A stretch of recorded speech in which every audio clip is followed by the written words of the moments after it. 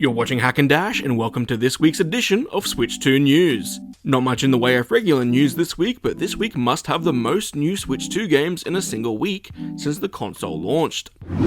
First up for game releases is one that came out the same day as last week's news that I missed the deadline on.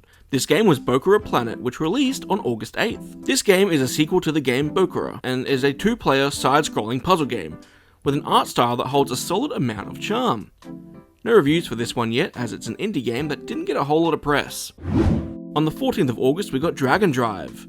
This is that wheelchair basketball game that Nintendo was harping up to be a must-have game to get because you control it with the Switch 2's mouse mode.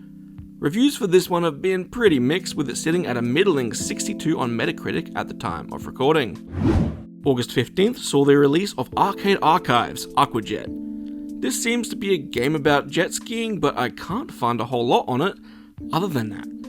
No reviews for this one yet, as it only released 11 hours ago at the time of recording. The other release on the 15th of August, and our final game release for this week, is Madden NFL 26, the latest entry in the Gridiron series. This is actually the first entry in the Madden series to come to a Nintendo console since Madden NFL 13 back in 2012, so safe to say that the extra power of the Switch 2 has excited a lot of game publishers like EA. There's only 3 reviews on Metacritic at the time of recording, so no average score, but 2 outlets gave it an 80 out of 100 and 1 gave it a 60 out of 100.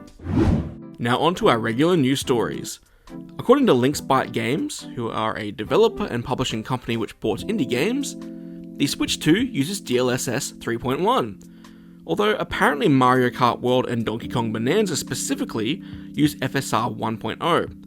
From what I understand, it seems that DLSS 3.1 is better than FSR 1.0 because it provides better image quality and performance. Tekken 8 on Switch 2 would be an interesting option and not totally off the table, says game director Katsuhiro Harada.